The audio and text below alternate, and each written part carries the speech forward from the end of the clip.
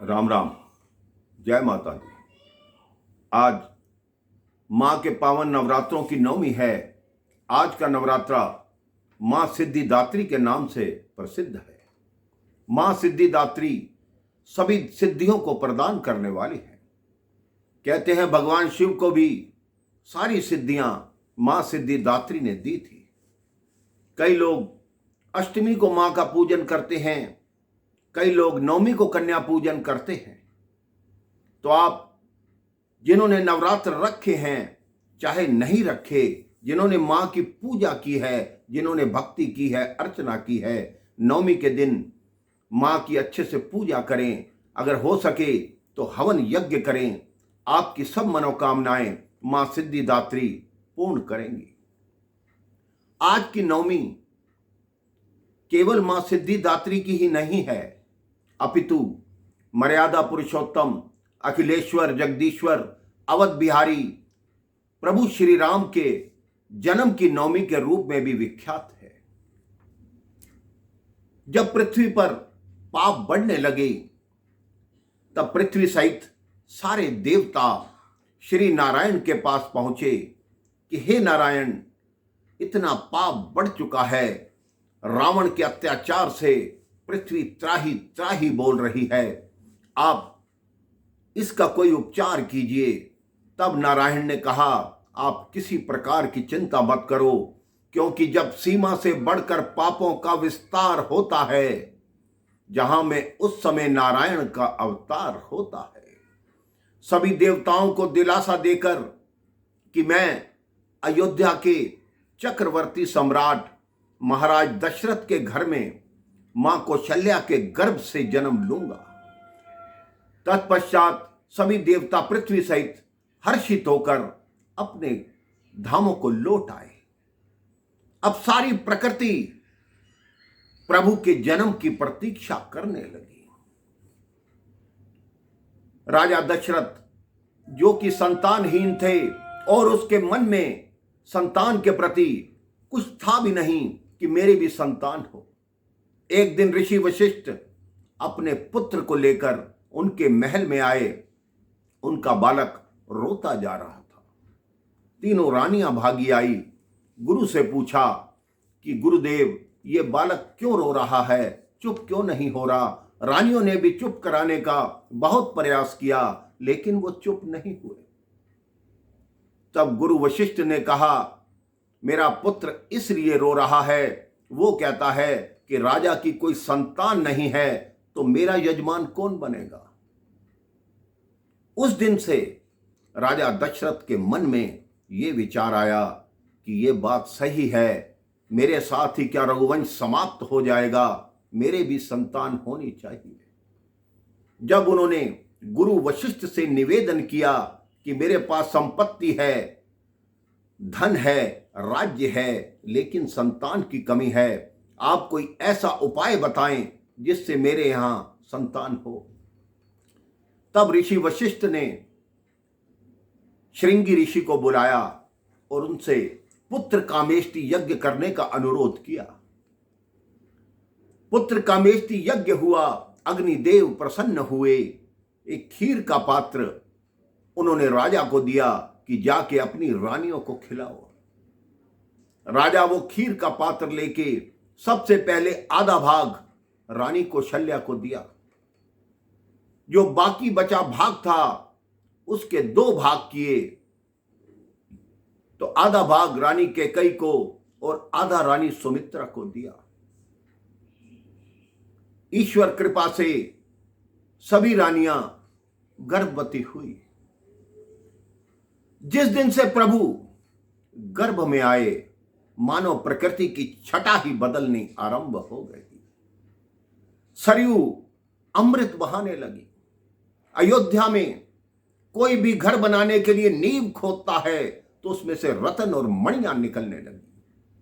किसी ने मणियों से पूछा कि तुम क्यों अपने आप निकल रही हो, तो मणियों ने कहा, राजा दशरथ का जो पुत्र आ रहा है उनको संसार रघुवंश मणि कहकर पुकारेगा।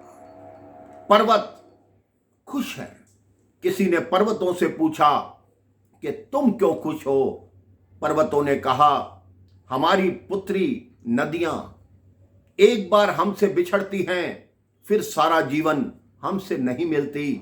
हम इसलिए प्रसन्न हैं कि राजा का बेटा हमारे पत्थर ले जाकर सागर में रखेगा, हमारी सारी पुत्रियां हमसे वहीं मिल जाएंगी।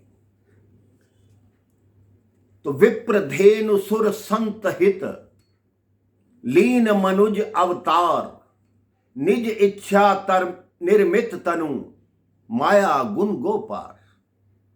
प्रभु ने विप्र, धेनु और दीन के हित अवतार लेने का निर्णय किया। प्रभु ने जब से गर्भ में आए सोचा कि अब मैं उस रावण का वध अवश्य करूंगा। वो दिन निकट आ गया। जोग लगन ग्रहवार तिथि, सकल भय अनुकूल, चर अर अचर हर्ष जुत, राम जन्म सुख मूल। जोग बन गया, ग्रह सीधे हो गए, सम हो गए। मंगलवार नवमी तिथि, नवमी तिथि रिक्ता थी। कोई भी शुभ कार्य नवमी को नहीं करते थे, लेकिन जब से राम जी का जन्म हुआ तब से राम नवमी पूरे विश्व में प्रसिद्ध हो गई। दोपहर का समय था। सुर समूह विनती किए, पहुंचे निज निज धाम, जग निवास प्रभु प्रगटे, अखिल लोक विश्राम। वो समय हुआ तो नवमी तिथि मधुमास पुनीता, शुक्ल पक्ष अभिजित हरि प्रीता, मध्य दिवस अति शीत न घामा, पावन काल लोक विश्रामा। मां कौशल्या के कक्ष में एक दिव्य प्रकाश प्रकट हुआ। उस दिव्य प्रकाश में से चतुर्भुज रूप में श्री नारायण प्रकट हुए। इधर श्री नारायण प्रकट हुए, मां कौशल्या के हाथ जुड़ गए। उन्होंने कहा, ये तो प्रभु दर्शन दे रहे हैं। भगवान शिव ने स्तुति आरंभ की। क्या स्तुति आरंभ की? भय प्रगट कृपाला, दीन दयाला, कौसल्या हितकारी, हर्षित महतारी, मुनि मन हारी, अद्भुत रूप विचारी, लोचन अभिरामा, तन घन श्यामा, निज आयुध भुज चारी, भूषण बन माला, नयन विशाला, शोभा सिंधु खरारी, कह दुई कर जोरी, स्तुति तोरी, के विधि करहूं अनंता, माया गुण ज्ञाना, तीत अमाना, वेद पुराण भनंता, करुणा सुख सागर, सब गुण आगर, जेहि गावई श्रुति संता, सो मम हित लागी, जने अनुरागी, भय प्रकट श्रीकंता, ब्रह्मांड निकाया, निर्मित माया, रोम रोम प्रतिवेद कहे, मम उर्सो बासी, ये उपहासी, सुनत धीर मति थिर ना रहे, उपजा जब ज्ञाना, प्रभु मुस्काना, चरित बहुत विधि कीन चहे, कह कथा सुहाई, मातु बुझाई, जेहि प्रकार सुत प्रेम लहे, माता पुनि बोली, ये मति डोली तजहूं तात ये रूपा, कीजे शिशु लीला अति प्रिय शीला, ये सुख परम अनूपा। तब वचन सुजाना रोदन ठाना, होई बालक सुरभूपा।